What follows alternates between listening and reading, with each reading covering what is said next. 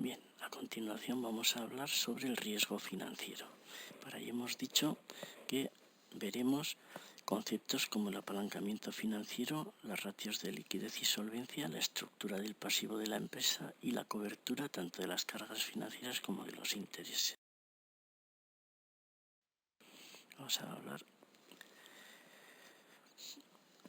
Vamos a ver si la empresa es capaz de incrementar la rentabilidad de sus accionistas con su actual estructura financiera. Esto lo analizaremos con el apalancamiento financiero. Si puede hacer frente a sus obligaciones y deudas a sus plazos de vencimiento. Para ello veremos la liquidez y la solvencia. Si la estructura financiera es acorde con la del sector o entraña riesgos diferentes, estudiaremos la estructura del pasivo. Y si los activos de la empresa cubren su estructura financiera. Hablaremos pues de la cobertura, tanto de la carga financiera como de... Bien, a continuación vamos a hablar de liquidez y solvencia.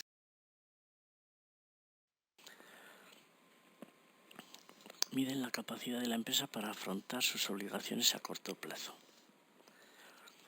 La liquidez la calcularíamos dividiendo activo circulante entre pasivo circulante.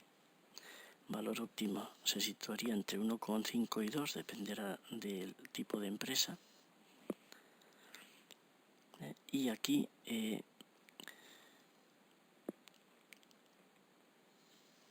vemos la importancia del desglose del activo circulante en sus diferentes masas patrimoniales, de existencias, realizable a corto y disponible.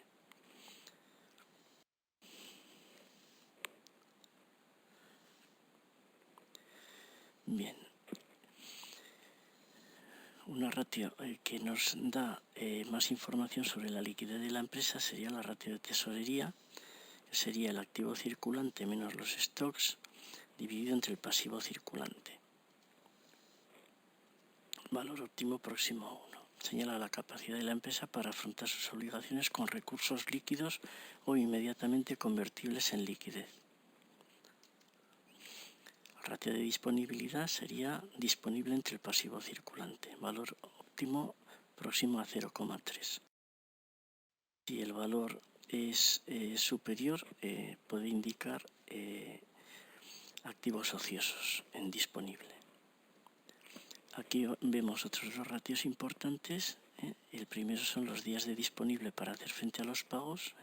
Calcularemos dividiendo el disponible entre los pagos anuales y los días de disponible para hacer frente a los pagos de explotación, dividiendo disponible entre los pagos anuales de explotación.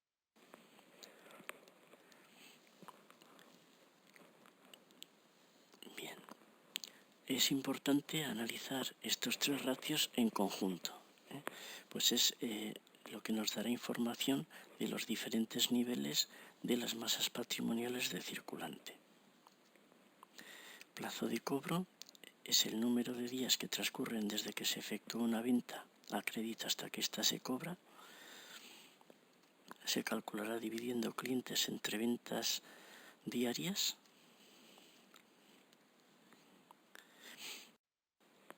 Y el plazo de pago nos indica el número de días que tardamos en pagar a los proveedores. Calcularemos dividiendo proveedores entre las compras diarias. Al denominador le añadimos el IVA para que sea comparable con el saldo de proveedores, puesto que en la cuenta de proveedores está incluido el IVA soportado.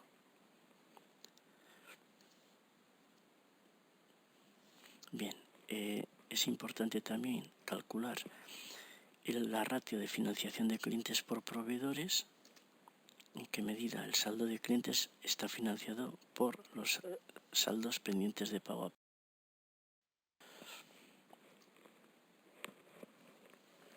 La financiación de existencias por proveedores. Bien, es importante estudiar la ratio de solvencia.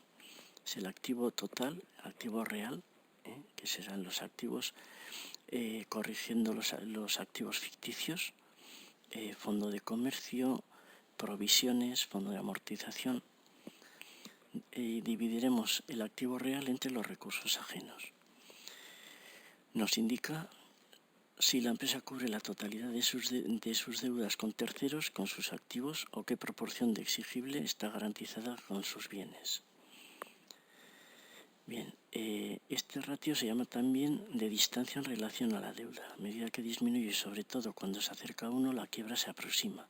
Cuando el ratio es menor que 1, la empresa está en quiebra.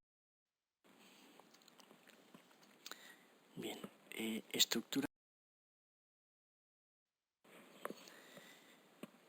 Hay numerosos ratios que analizan la estructura del pasivo. Nosotros vamos a estudiar solamente dos. La ratio de endeudamiento, que mide la proporción de recursos ajenos entre recursos propios,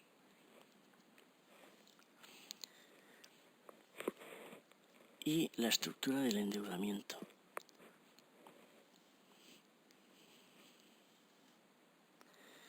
Porcentaje de deudas a corto plazo, es decir, deudas a corto entre el total de las deudas. Y ahora nos habla de la calidad de la deuda. Cuanto menor sea, mayor es la calidad de la deuda en cuanto al...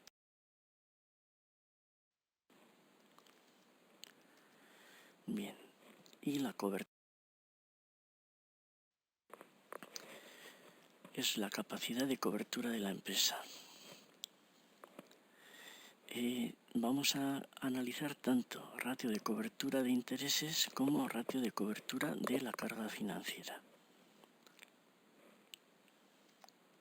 El ratio de cobertura de intereses nos dice en qué medida el beneficio antes de intereses e impuestos es suficiente para cubrir los intereses de la deuda de la empresa.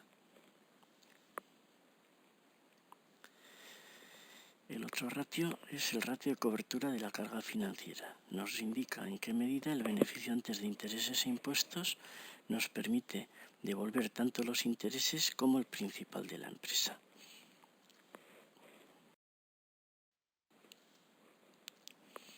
Y el apalancamiento financiero. El financiero es una medida del riesgo financiero de la empresa. Aparece por la existencia de los gastos de la financiación del exigible. Si la empresa no genera un beneficio antes de intereses suficiente para cubrir los intereses, la empresa dará pérdidas. En este esquema podemos ver los conceptos que dan origen al apalancamiento financiero. El apalancamiento financiero más el apalancamiento operativo originado por la existencia de los costes fijos o cargas de estructura de la empresa conllevarán al apalancamiento total de la empresa.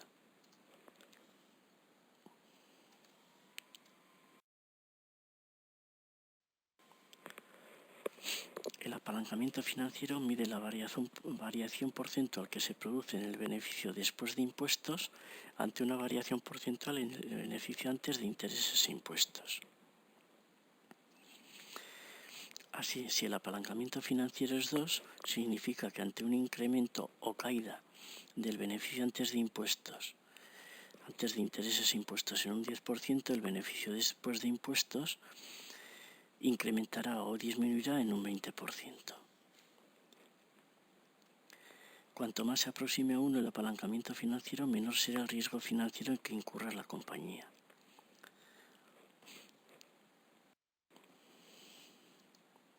Bien, y así llegamos al final de este capítulo.